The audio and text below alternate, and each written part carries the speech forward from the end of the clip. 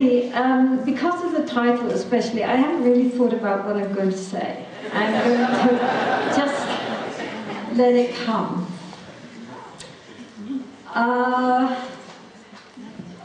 But first of all, of course, we must appreciate that the founders of practically all the religions themselves were definitely thinking outside the box of their contemporary culture and beliefs. The Buddha, for example, definitely thought things through for himself. And while he did not reject his whole culture, or, a kind of spiritual box in which he was brought up, he nonetheless, he reinvented it again and saw things from a whole different perspective. It's rather like, you have a kaleidoscope which is made up of identical pieces, but as you twist it round, those pieces turn into a different pattern. You understand? Do people know what kaleidoscopes are nowadays? No? Sorry. Well, your mummy will have to explain.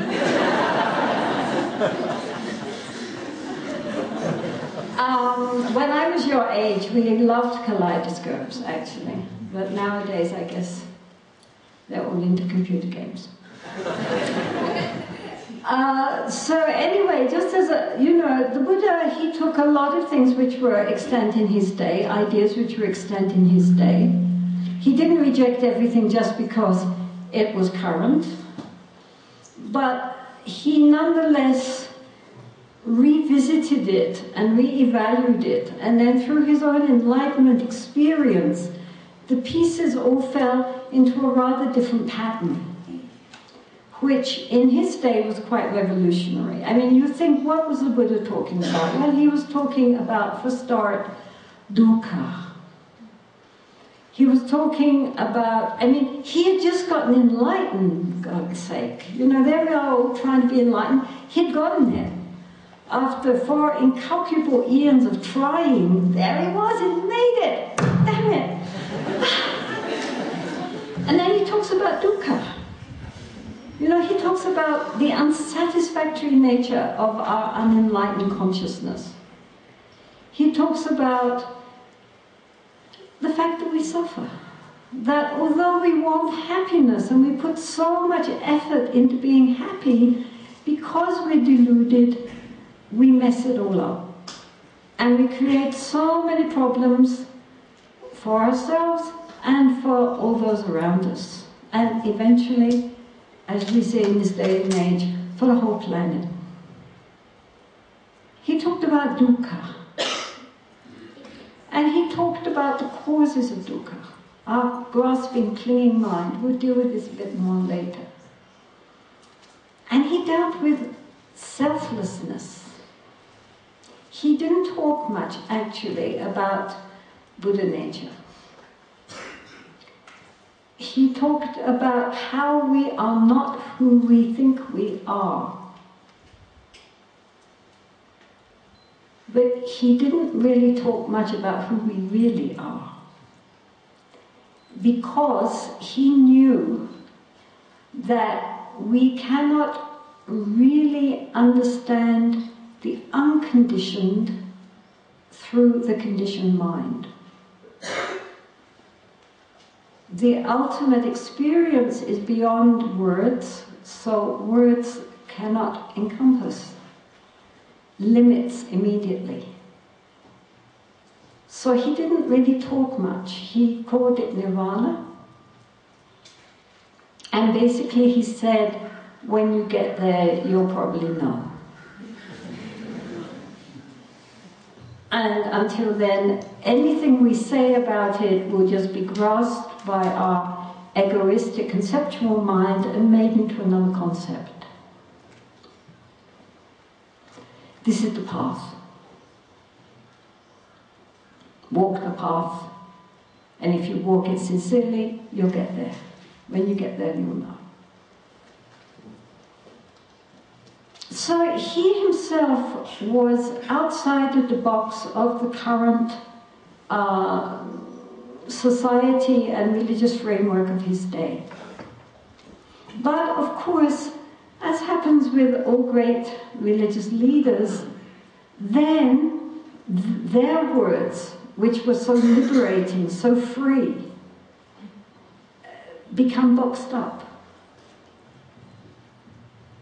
It all then is memorized, eventually written down, and you're back in the box again. This is our dilemma for all of us on a spiritual path. Because on the one hand, we are seeking to go beyond the confines of ordinary conceptual societal thinking, but at the same time, we need that as a support. So this is when it gets sort of interesting, really.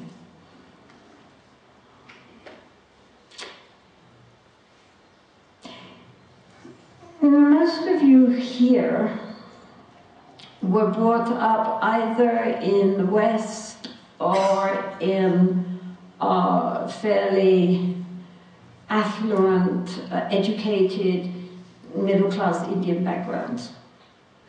So therefore, by coming to a Buddhist center, you are already outside of the box of your own culture.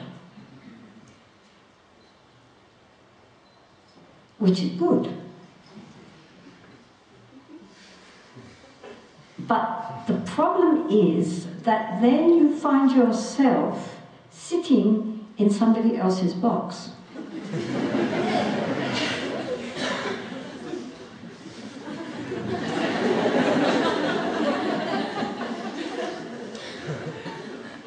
I have some kappa behind me.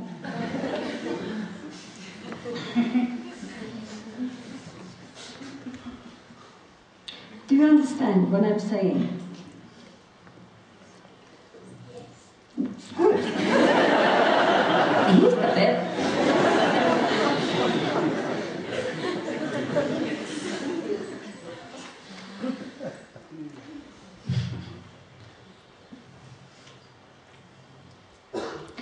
Here we're talking about Buddhism. So Buddhism has survived for 2,600 years, basically by putting itself in boxes. To change the analogy a little, just slightly, imagine it's like the Buddha Dharma is like water or a very precious elixir. Now, that has to be contained. So it is then placed in various vessels. Glass vessels, crystal glass, golden, silver, fine porcelain. But always the same elixir is poured in. But it takes on a different shape and sometimes a different color because of the vessel which is containing it. And that is perfectly all right. It has to be. The liquid, the elixir has to be contained. The problem is when we get fascinated by the vessel and forget the elixir. When we get very fascinated by the fine porcelain with the dragons all around it, or the intricate gold work, or the fine sparkling crystal glass containers, we get fascinated with that. How beautiful. But we forget that it's just a container. That is not it. it's so much more colorful, so much more beautiful, so much more approachable than the elixir, which looks like plain water. And we get fascinated by the container, and we forget what it contains. This is the danger.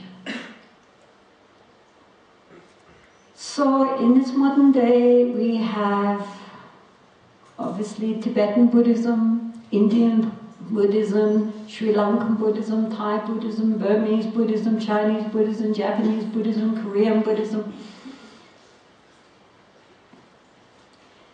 And they are all Dharma.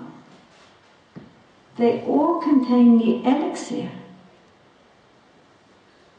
But so often, even the people practicing forget that what they are protecting is not the vessel, it's the liquid inside the vessel. And so this is a problem more for people coming from outside. When I first started practicing with my Lama Kamcha Rinpoche, he said, and this was years ago, 50 years ago, he said, you must remember that Tibetan Buddhism is half Tibetan culture and half Buddhism. So you can throw out the culture, just don't throw out the Dharma. So this sounds nice, right? Culture here, Dharma here, boom. But of course it isn't like that, right? Because in fact, this idea of the vessel and the elixir is only good on a certain point. Because actually the two have mixed like this. And sometimes it's very difficult to know which is just culture and which is the genuine Dharma. But as much as possible, even while we assimilate ourselves with the outer trappings, we must not get caught up in thinking that the outer trappings are the Dharma. They're just outer trappings. I mean, if you're in doubt, think of the Buddha. If you had met the Buddha today, I mean, as he was then, 2,600 years ago, you'd walk past him, you'd think he's some old scruffy sadhu. I mean, you look at the Vinaya, right? Monks are not allowed to wash except once or twice a month, unless it's monsoon. Imagine what that would have been like, right? In Bihar. Monks are supposed to gather their robes from the charnel grounds. In other words, after the bodies have been burned, any kind of material which is left over from the burning and so forth, they pick it up, they sew it all together. This is why the robes are supposed to be in patches. That's why. Because you get supposed to go to rubbish heaps and charnel grounds, pick up whatever material you could find, sew it together and dye it. Imagine what the monks look like.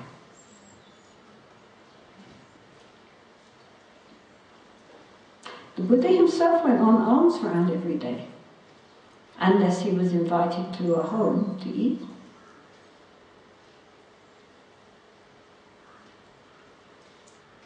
So I think the Buddha himself, I sometimes wonder, but this is a provocative talk, so I can say what I like. I sometimes visualize Jesus, Muhammad, and the Buddha up there looking down and having a bet whose religion has moved furthest away from what they were trying to talk about.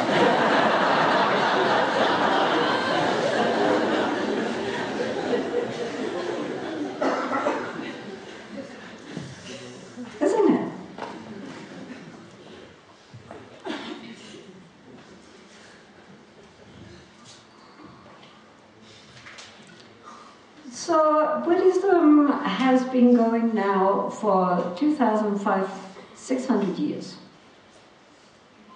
And to my mind, what is truly extraordinary is that despite the difference in the vessels containing the Dharma elixir, how untainted the actual elixir still is. The actual liquid there is still there. You sometimes have to look for it. But to today, you have still people sincerely studying and sincerely practicing and sincerely realizing and gaining the accomplishments. So after 2,600 years, that's pretty amazing. There are still accomplished beings in this world.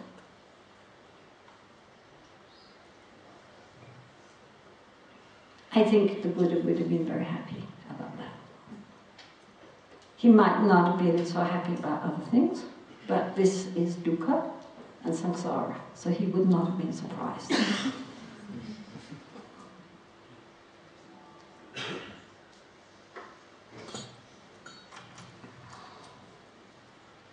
So what does it mean to think outside the box?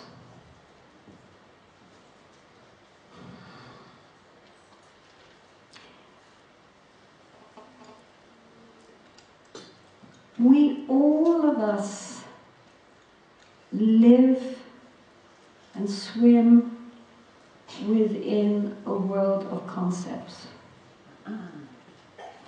And our first very powerful concept deals with who we are, who we think we are.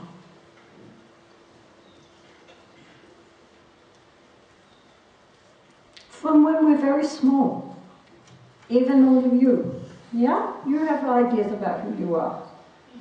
I'm very sure you have very strong ideas of who you are. And you want everyone else to know about it. We have very strong ideas. We think, well, for a start, we identify with our gender, with our nationality, with our race, with our social class, with our education, and then we are always somebody's son or daughter, somebody's brother or sister, somebody's husband or wife, somebody's mother or father. We play so many roles. And we have all our memories, which tells us who we are. I'm a happy person. I'm an unhappy person. I had a wonderful childhood. I had a terribly abusive childhood. I'm intelligent. I'm unintelligent. I'm a spiritual person. I'm totally worldly. But it's all concepts. And those concepts box us in. They say, we can do this much, I can't do more than that. These are my limits. And everything which we see and everyone which we relate to from this tight box of our very, very limited judgments, prejudices, ideas, conceptions.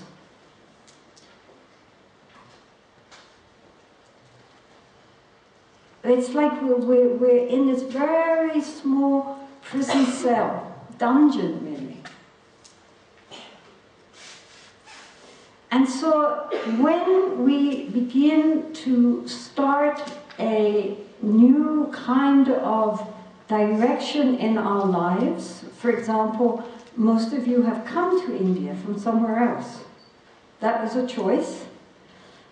The fact that you are here now listening to this talk is a choice. So in one way, this is an opening. But the important thing is not to end up, as I say, just going from one prison cell into another prison cell. Even if the new prison cell has nice decorations around the wall and burns incense. It's still a prison cell.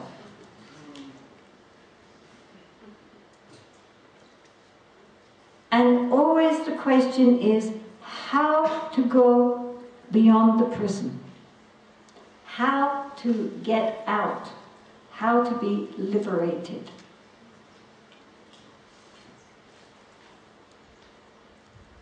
I mean, I really feel it's very important. I mean, yes, to a certain extent we have to, you know, we're trying to go from here to here, so obviously it makes sense to go along a path which is already laid out for us. And that's nothing wrong with that.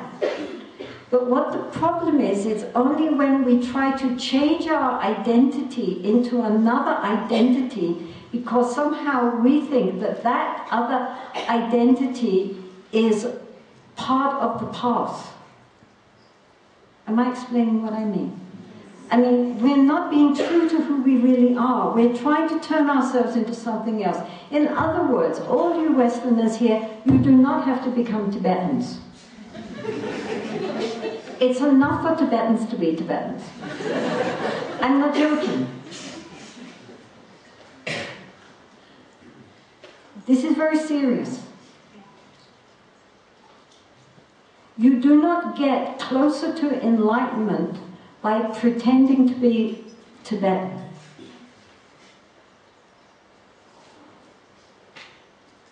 That is not the point. Someone I know who has now become a very good teacher, she married a High Lama, and she was living with her husband in a Tibetan camp here, and of course he had a large family, and then there was also a monastery, and she was American, and so she felt, you know, that her only hope of being accepted was to try to be as, you know, Tibetan as possible, to fit in. And the mother of her husband, of this Rinpoche, who herself was a great practitioner, she said to her, don't ever try to be Tibetan. Be who you are. Don't try to be somebody else. And she said that was the most helpful thing anyone ever said to her, because she could be herself. It didn't mean that she was not polite, that she did not observe, you know, the various protocol of the society in which she lived. But nonetheless, she didn't have to pretend to be somebody else. She could be who she was, which was why her husband married her in the first place. If he wanted to marry a Tibetan, he would have married a Tibetan. There was plenty of them. If he married her, it's because he liked her. And so she could relax and just be who she was. So therefore, this whole question of thinking outside the box means that we start, meditation really is learning how to begin to really see the way that the mind functions and creates this idea of who we are. And this is why meditation often is very difficult, because it goes counter to the way that our own egocentric mind wants to work, which is just to go with the flow and not question.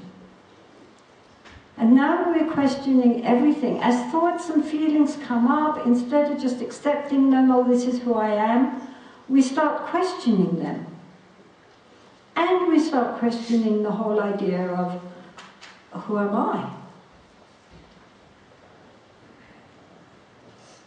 Because if we think I am this and I am that, who is the I who is all these things?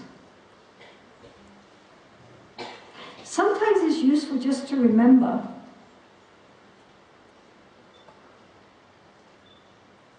those of us who believe in rebirth, that if you had met yourself in your last life, you would never have recognized yourself. And if you see yourself in your next lifetime, who's that? It's not me.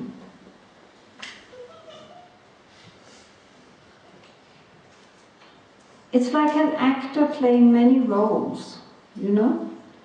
And there's nothing wrong with the actor seeing themselves as Hamlet. And on the stage they play Hamlet with all their heart. But the problem is when they come off the stage, if they still think they're Hamlet, they're in trouble. And so we play many roles. Even in this very lifetime, we play many roles. You know, I mean, you go to work, you're playing one role. You're at home, you're playing another role. With your wife or your husband, you're one thing. With your children, you're someone else. With your friends, you're someone else. In the Dharma Center, you're somebody else.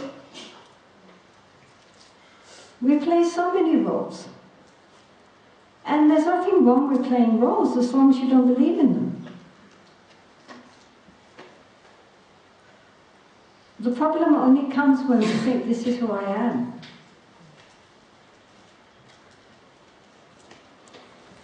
The Buddha, when he started, always encouraged that people question.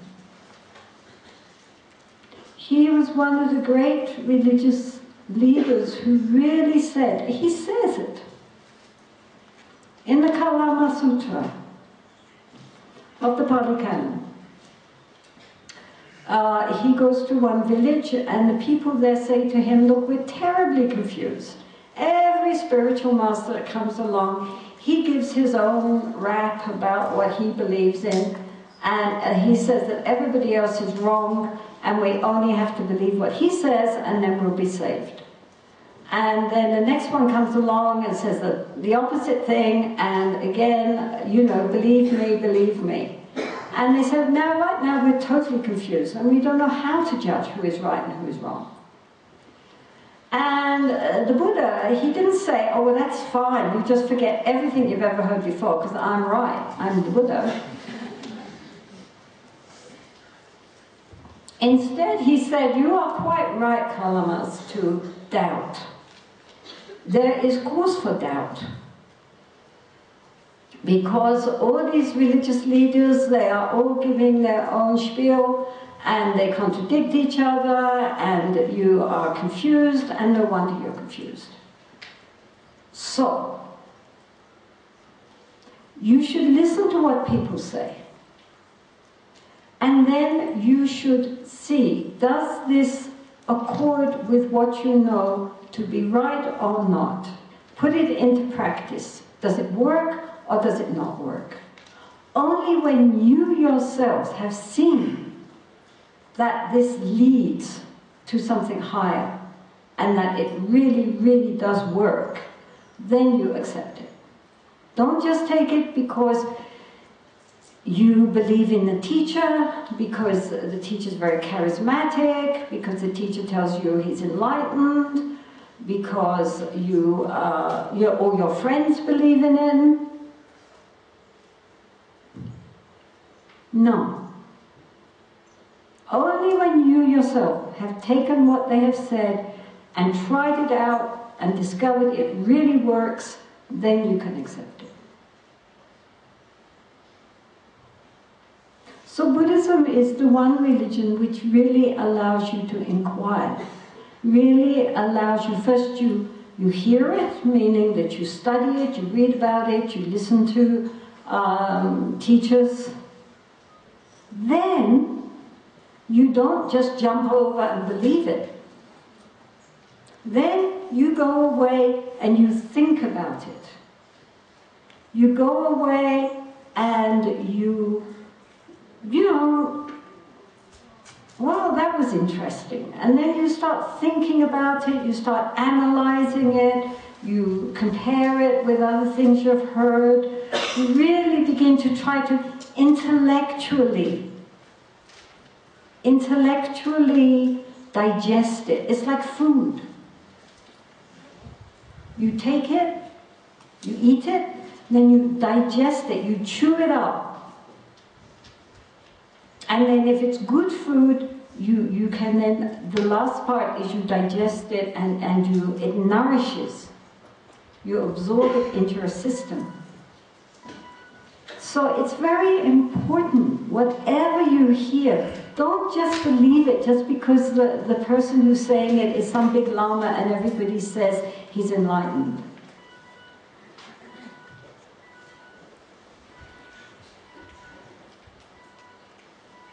First you hear it, then you really go away and you think about it, then you put it into practice, and if it really is beneficial, then you become it.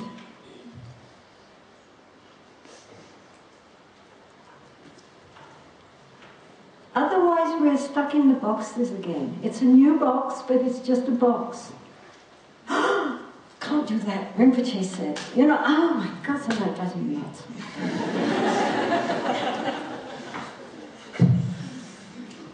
Offering bowls.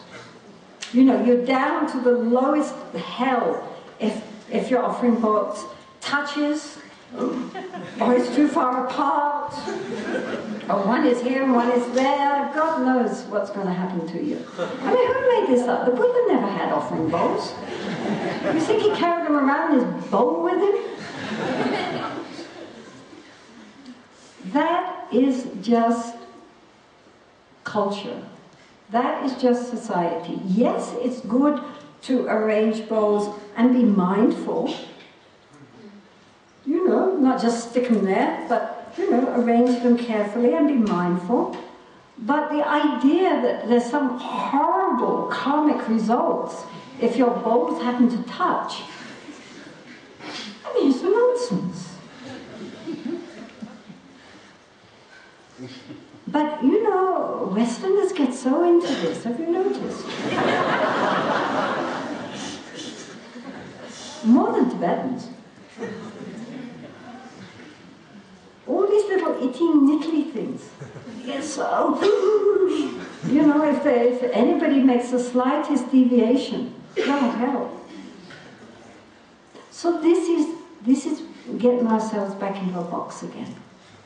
Yes, of course, we must blend in with whichever culture we are in, and be polite, and be mindful, and be careful, and not offend anyone, and whatever is their particular cultural, you know, customs, we respect those and we observe those. It's not that we have to become hedonists. It's not that we become barbarians or become selfish, oh, I can do what I like because it's all one in the Dhammadhatu. We can be very, very sensitive, but in our heart of hearts, we understand this is just culture.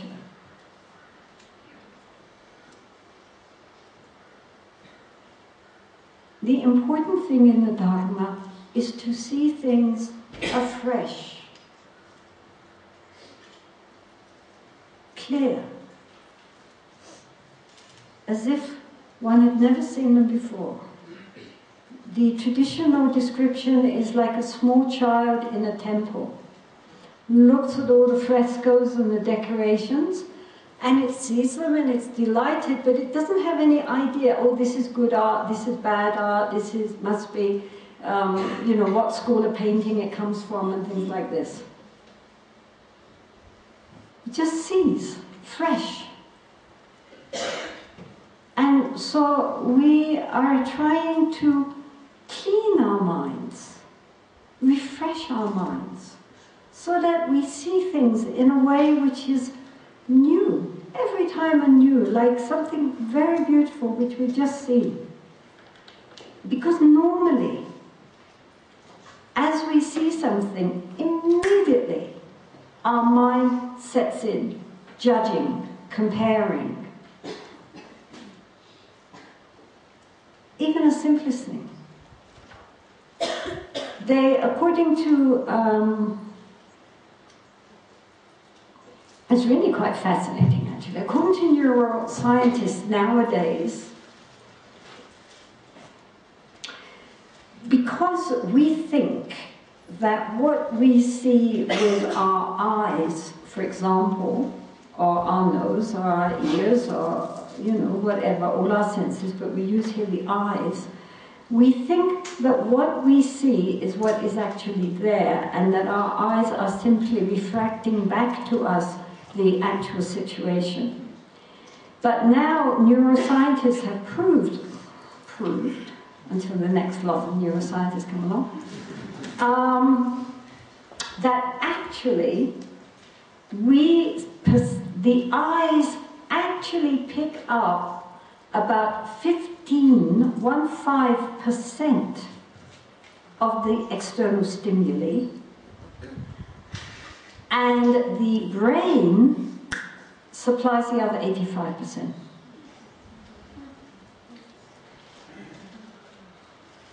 Doesn't that remind you of the Buddha saying that everything is like a dream, everything is a projection, everything is a mirage? Actually, we see what we see because of the kind of sense organs we have as human beings, which we all share, and the kind of neural setup which we have in our brains. For example, I mean, someone who is colorblind genuinely does not see red and green. It's very fascinating. One time, when I was in England, I had a friend who was colorblind, and a friend was wearing a red sweater, this red, bright engine red. And I said, so what color is she wearing?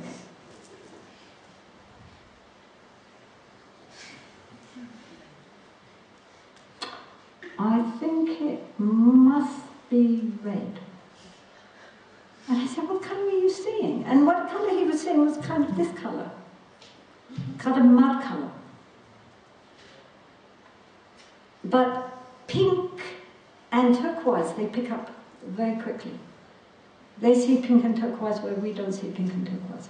Very interesting, actually. There's a whole book on it.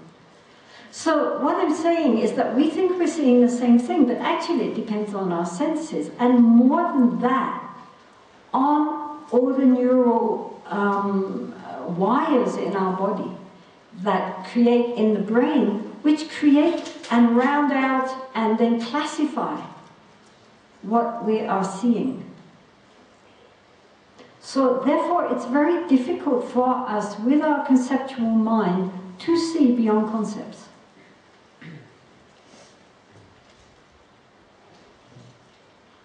So we're all in boxes. And I think basically the best we can do is to try to create glass boxes and not heavy steel boxes. So that, yes, we're still within a box, but it is a translucent box, an open box.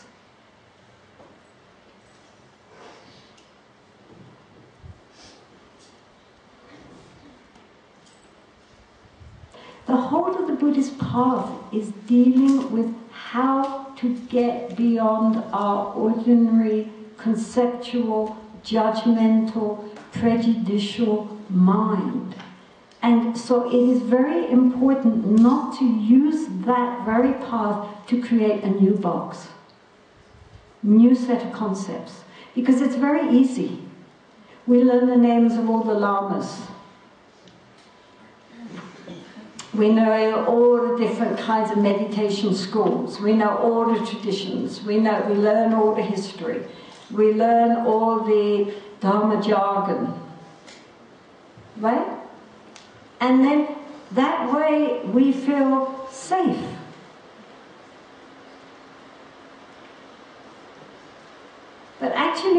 created another box. And it's not even our box. So, I'm not saying this very well, but what I'm trying to say is that, again, back to the beginning, don't get too obsessed with the vessel. Remember the elixir. Remember the Dharma, because the Dharma is that which will take us beyond concepts. It's not another way of getting comfortable in more alien conceptual thinking. If the Dharma is used properly, it will free us. If it is used improperly, we just become more imprisoned.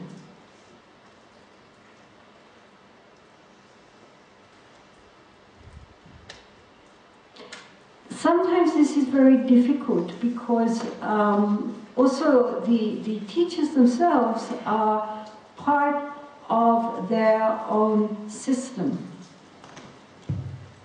And they have to be. Because you see, this is where it gets difficult. Because on the one hand, you need a tradition. On one hand, we all need to be part of a living current.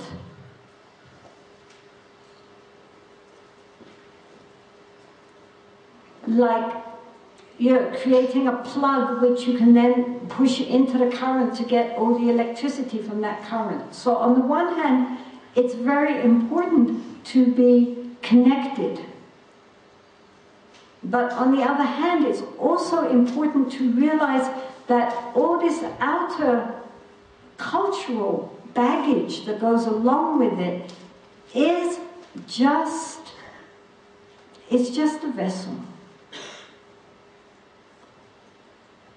It's the carrier, but it's not the thing in itself. It's necessary, but it's the Zen people say, it's the finger pointing at the moon. And people can get very obsessed with fingers. But it's not the finger that's the point. Yes, we need the finger to point there. Oh yes, there's the moon. But if we don't look, and we just get very absorbed in the finger,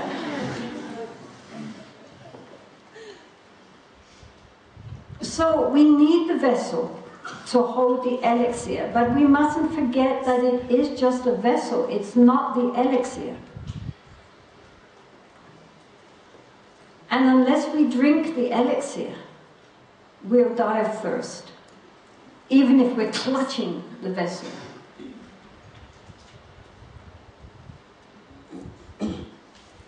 This is very, very important, really, because it's very easy to get very fascinated by the wrong things.